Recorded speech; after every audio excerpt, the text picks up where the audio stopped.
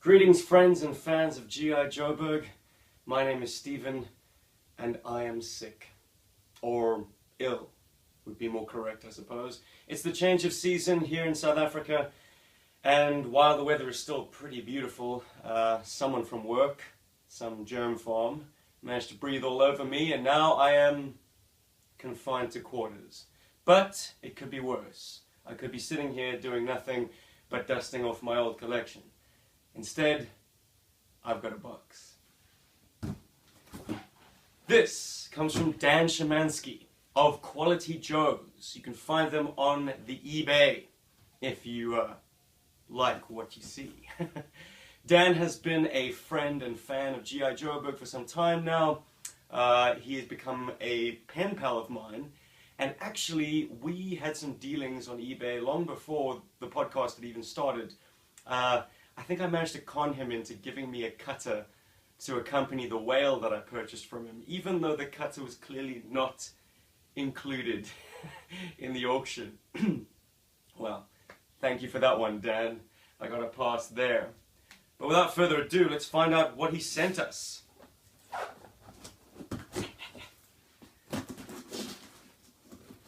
Some people use box cutters. I use a scissor because box cutters, while they are sharp, they don't have the same scissor action that you sometimes need for twist ties or little bits of plastic or things like that. But we have packing peanuts, always a good sign. These little buggers save lives. Save Joe lives, save Cobra lives, save the lives of equipment everywhere. Let's spill it out.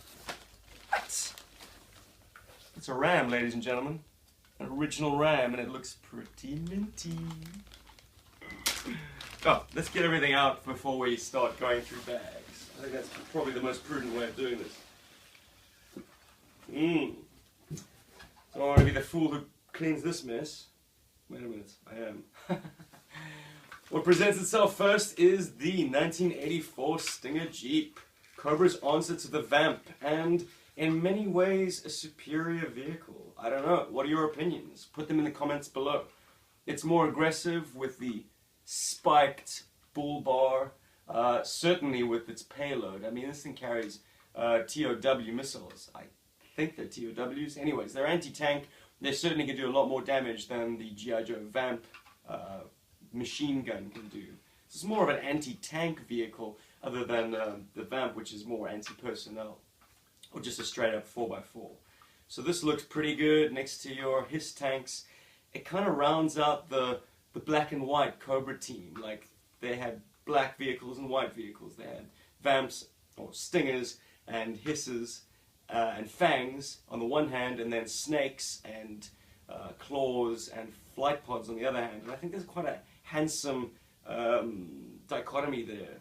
Once Cobra started doing purple and stuff like that, it got a little bit crazier, but this is good. Oh, another thing. What do you guys think of Cobra repurposing GI Joe vehicles, GI Joe repurposing Cobra vehicles? This could be a future podcast topic. So maybe put in the comments below what you think of them and what you think were the most successful converts and what were the least successful converts. Anyway, that's enough from you, my friend. I look forward to putting your missiles on later, because they're right there. Yeah, nice. Baggy. Next up, looks like the chassis of the Skyhawk, so we can presume that the rest of it is in here somewhere in this quagmire of foam. Now the Skyhawk, I'm a convert for the Skyhawk because I never used to like it, and then the cartoon series dawned on me. I got the box set and watched them religiously for a while, and the Skyhawk really shines in the cartoon, not so much in the comic books. It's strange that way, but awesome little vehicle, perfect for landing on your TTBP. We've already established that we've got a ram in here, and I didn't notice this before, but there's a jump, I presume. The rest of it's in there. There's something magical about the OG-13, and I'm very grateful to have now expanded my forces.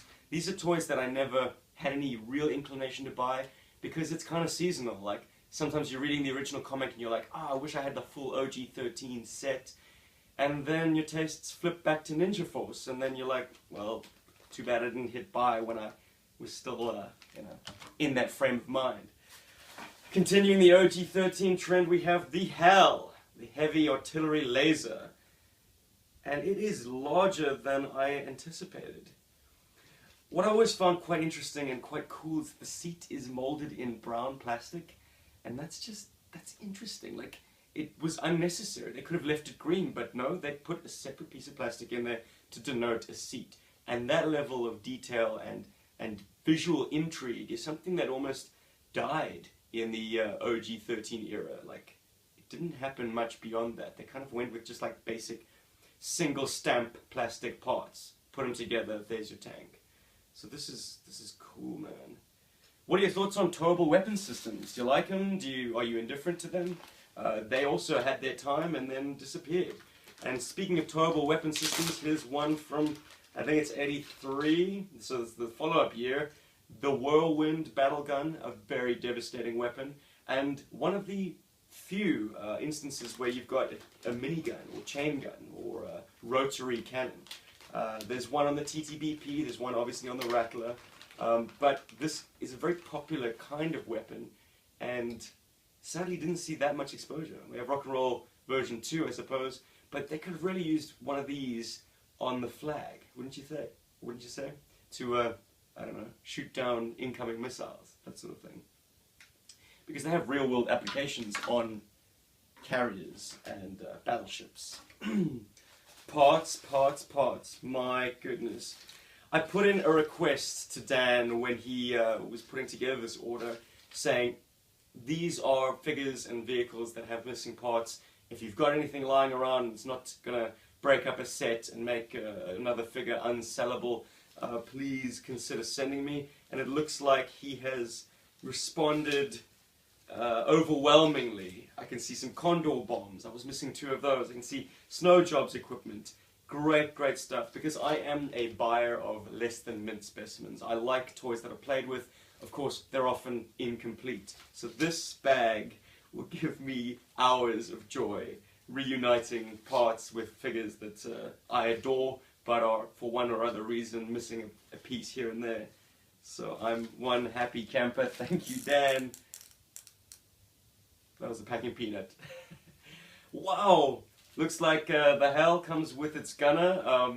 I have a Grand Slam at long last. He's going to look cool in my OG13 collection. This guy is so underrated and so underutilized. It was a running gag, in fact, as in the sort of original, I suppose, 10 to 12 issues of the comic, how many times the HAL gets obliterated and Grand Slam's left with nothing to do.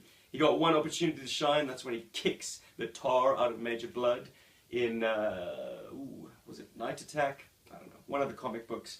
But this guy, yeah man, he's got a fascinating file card, which is included. That's always a bonus, and sadly something that's not often enough part of the figure auction. Now this is special.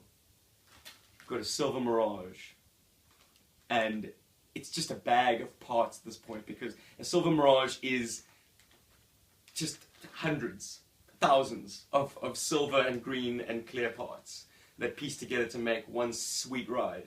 So it's a challenge to get these bad boys complete and in a condition that you want to buy them in. But it looks like Dan has wow, done me a huge solid on this one. This is amazing. I've never had one because of the challenge involved in completing this. I mean, 1985 was a year of very complex designs and vehicles with lots of parts. The Moray is one of them. The Mauler is another one. Vehicle designs that took the complexity and just ramped it up a notch. You know, no longer did we have like basic toys. These were like model kits with individuated little plastic clear pieces for lights, for instance. So this, once again, hours of joy is awaiting me here, guys. I think we're rounding ourselves off with another unsung hero. This is the HAL, not the HAL, the Flak. It is not a towable weapon system, it is a fixed weapon system, and as such is less usable and yes, less fun than items like the HAL. But if you've got a 1983 HQ, this bad boy marries to it very nicely. You can have 2 of them on either side. You need air defense, because why? Because this double devastator cannon doesn't have much elevation to it. It's a bit of a sad missed opportunity in an otherwise perfect toy. So I'm very grateful to have this, and very sexy blueprints, which I like to put in a filing, lever arch file, and just have them all nice and ready at my fingertips. But we are complete in our unboxing, I think. I've just got some packing peanuts to deal with now. It's snowing in Africa. There are little bits and bobs. I'm glad I opened this over a table, because here we have the control box for the helm. But I'm going to love and leave you guys now, because I've got toys to play with, and already I feel the flu symptoms lifting. It's amazing what a little bit of, I suppose, positivity can bring to your health. Psychosomatic and all that. Don't tell the people at work that I'm taking a day off because, yeah. I'm really sick, I swear. I'm going to stay in my pajamas all day long. That's the true mark of a sick man. He's not outside enjoying the sweet weather. Anyways, goodbye guys. Thank you for watching. And don't forget, if you want to comment on any of these toys, it most likely might find its way into a future podcast. So comment away. Cheers.